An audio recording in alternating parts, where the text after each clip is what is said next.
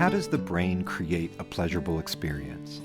What happens when we enjoy a piece of chocolate cake? And what would happen if that process should break?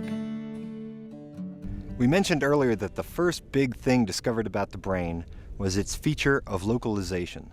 Different areas handled different functions.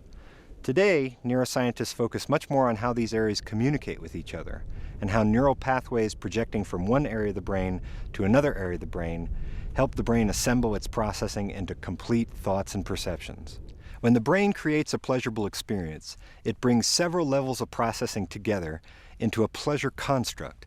The best way to show how this happens is to think about something pleasurable. For instance, a cookie. But not just any cookie. This is a very special cookie called a Madeleine, made famous by the French author Marcel Proust in a legendary passage known as the episode of the Madeleine.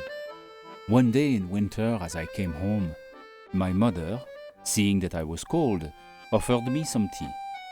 I declined at first, and then, for no particular reason, changed my mind.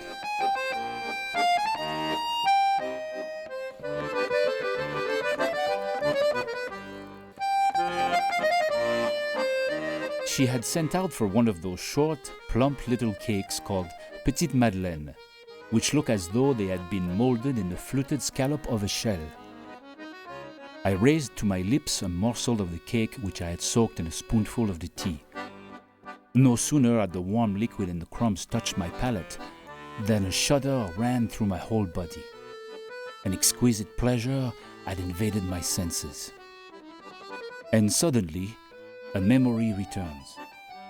The taste was that of the little crumb of Madeleine which my Aunt Léonie used to give me on Sunday mornings at Combray, dipping it first in her own cup of lime flower tea.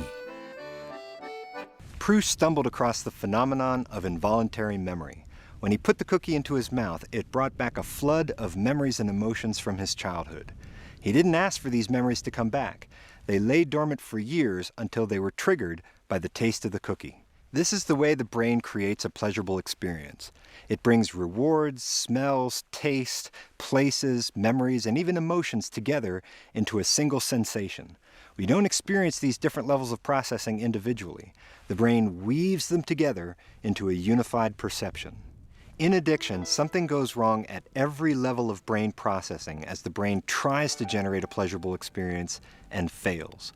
Addiction is pleasure unwoven.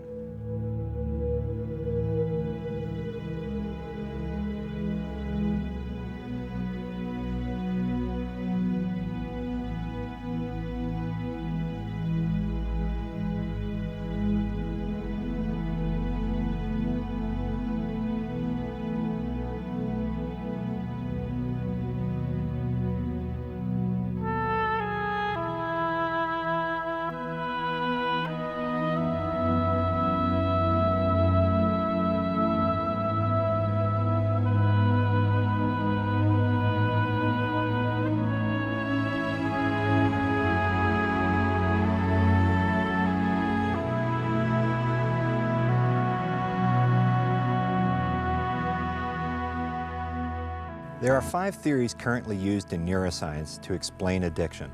These theories don't conflict.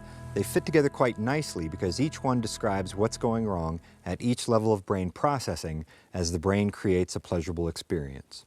The first theory describes the genetics of addiction, with the blueprint that creates the brain in the first place. The second theory describes what happens in the midbrain, where the earliest unconscious part of a pleasurable experience starts.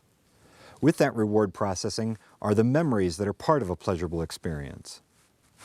Eating a Madeleine cookie relieves the stress of hunger, so next the stress system becomes involved. And as we go from level to level of brain processing, we climb higher and higher until finally we find ourselves in the frontal cortex, the part of the brain where we attach emotionally and make choices. Genes, reward, memory, stress, and choice. This is the pleasure of eating a cookie deconstructed into its separate parts.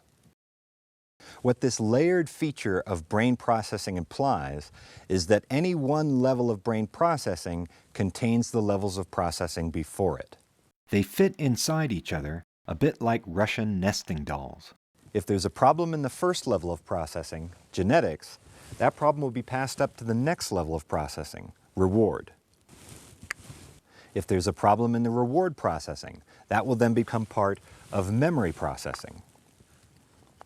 The memory processing will then be handed up to the stress processing, and by the time we reach the frontal cortex, the area of the brain that deals with choice, things have gone very wrong indeed.